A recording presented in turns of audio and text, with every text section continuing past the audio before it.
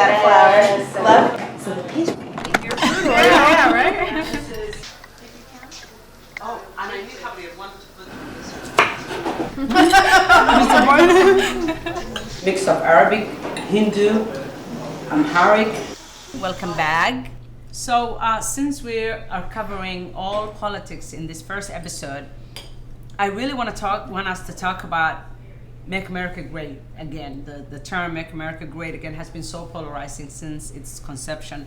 And it means different things to different people. And I just want to hear your thoughts. I don't think Ilays and I have even, I don't remember if we ever talk about it, but I'm sure it means different things to a lot of different people. I want to get your take, especially our sisters, Muslim sisters, who also happen to be white. What? That's news to me. What are your thoughts on Make America Great Again? I don't know. I mean, on one hand, I want to laugh because it's so comical and juvenile of a slogan. On the other hand, I want to cry and scream because it's so racist. And I don't know. It's hard to believe that we have someone in the White House who thinks in slogans and bumper stickers. It's just not very sophisticated. It's just like it's like a reality TV show. So, Make America Great Again. I mean, according to who? I think if you are, a white American man and you're stuck in the 50s, because I hear a lot of this even from my own relatives that, well, the 50s were simpler times. I'm like, you lived in a small town in Washington State. You had no interaction with people that were different than you, either ethnically or socioeconomically, unless they were working for you, on your ranch or something. So who in the 50s, this country is so vast. I mean, talk to a black man in Harlem in the 50s, I think he's gonna have a different perspective on what America was than my father, for example. So I just think, like, what are you actually talking about? What was so great about America back then? Because your feet weren't being held to the fire. Yeah. You weren't being questioned about your take in the racist system that we live in. Mm-hmm. Is that why? Is it too hard? I mean, that's the thing. Like, when things start to get equal, for the people that have been benefiting from that system, they start to feel it's injustice. Yeah. Because things start to equal out, right? Like, so I don't know. I just that's my take. Like I said, I want to cry on one side, another side I'm just laughing. Like, how can this even be real? Yeah. So, I mean, I think my perception's a bit different, and I'll admit that I think the place I'm coming from is not one that's conscious of other people's experiences, of people of color specifically. When I hear Make America Great Again, my question is, well, wasn't it always great?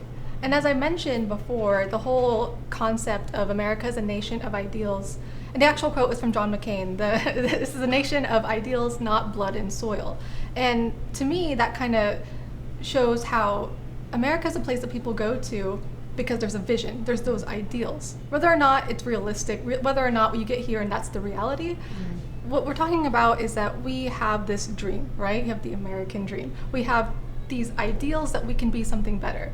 And in a way, when I hear Make America Great Again, I think about the greatness that we've always been, and that we are someplace that people can dream to achieve, right? I mean, we all have a different story of how our families came here. For my family, most of them came from Serbia to come when they had nothing, because there was just war and just famine and nothing in Serbia. And they came here and they were able to obtain farmland. And they had this dream, and they made their dream happen, and then they had a family, and things got better for them. And so I see America as this place of hope for a lot of people. I don't think it needs to be great again, because I think it's always been great and it's always been a source of hope, but there's definitely things that can be improved upon.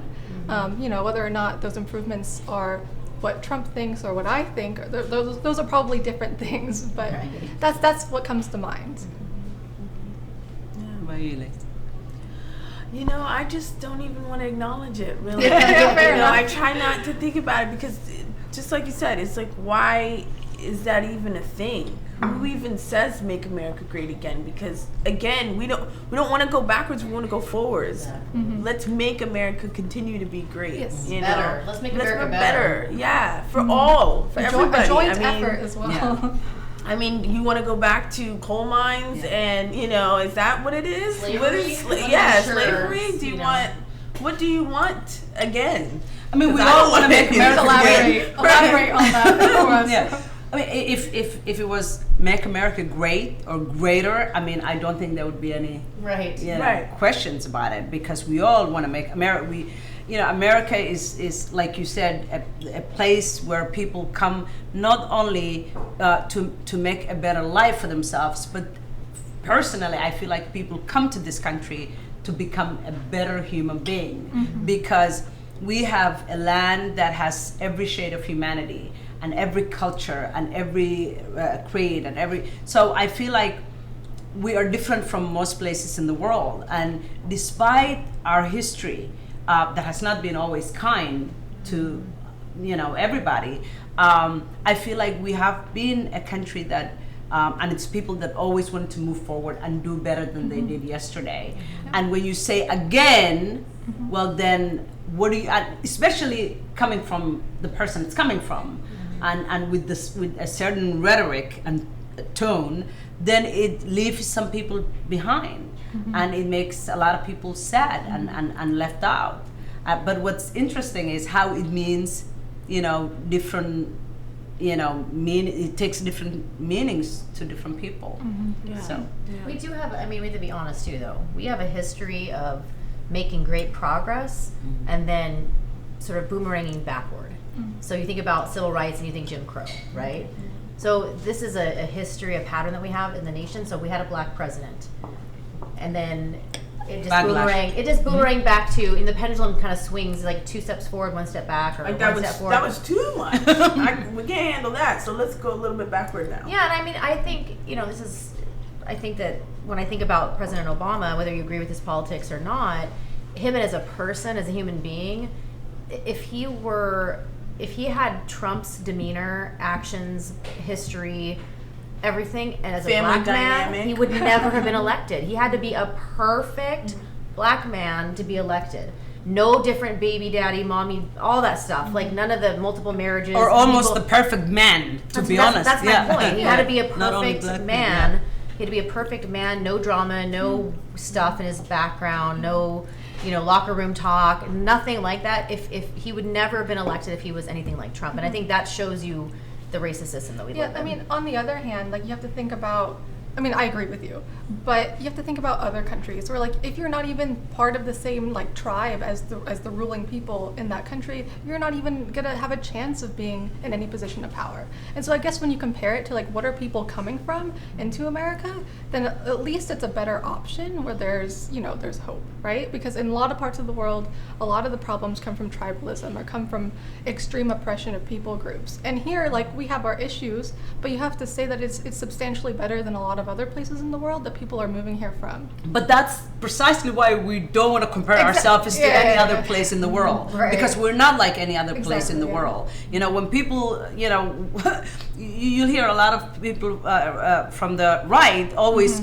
saying precisely the same thing. Well, we're better than this nation or that nation, or we're not like, for example, a lot of people say we're not like Saudi Arabia. Well, come on. Most places in the world are tribe lands. You go to Sweden even, it's a tribe. You go to Somalia, it's a tribe. But America is different. Yeah. And so we don't want to kind of demote ourselves to and go back. We want to move forward and be that beacon of hope and that city that sits up on the hill somewhere, that everybody wants to come. Exactly. And so that's why it is bizarre and strange to kind of be all of a sudden our president wants to make us be like everyone else. Oh, they're laughing at us. No, they're laughing at us because we are becoming everybody like every other country. Yeah, you're dividing people. At you.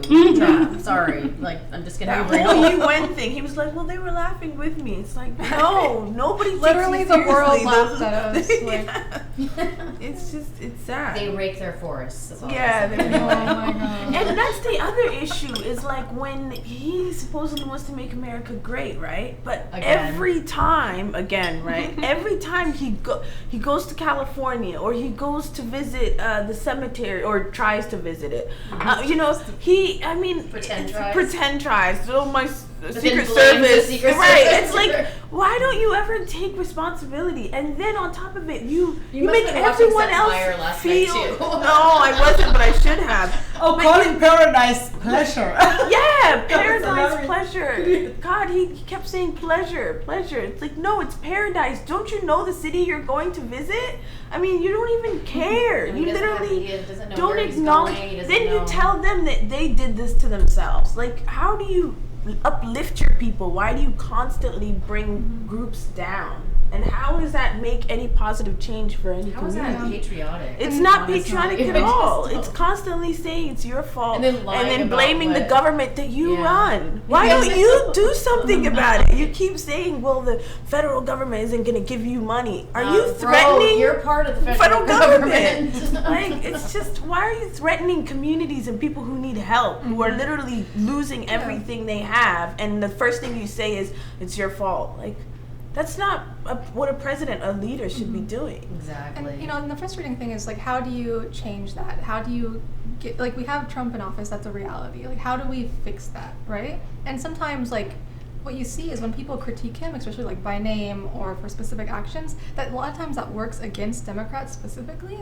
because like when you attack someone like by their name, your words can be spun around into being you're the abusive one because you're attacking them. And that's such a frustrating place to be in when you want to, you know, genuinely critique what our president is doing, but by critiquing him by name, people will spin your words. And it's like, well, what can we do even at this point? And that's when you start to realize, oh, this is kind of like a dictatorship. This is kind of looking Exactly. like the rest of the world because there's no way out of it. And part of the, you know, greatness of America is that we shouldn't be felt like we're trapped. We shouldn't be feeling like we have no choice. Yeah.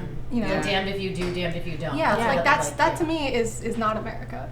And even The like dear with leader. the journalists, right? Sometimes I'm like, just don't show up and cover him. Yeah. I mean, yeah, we're talking about him now, but Yeah, like, what if no journalists came to the press conference? What would that do? boycotted? What if He they was just sitting there boycotted? talking to himself. Yeah. There's people that he You could know who probably get does to come. you know who does a good job at that?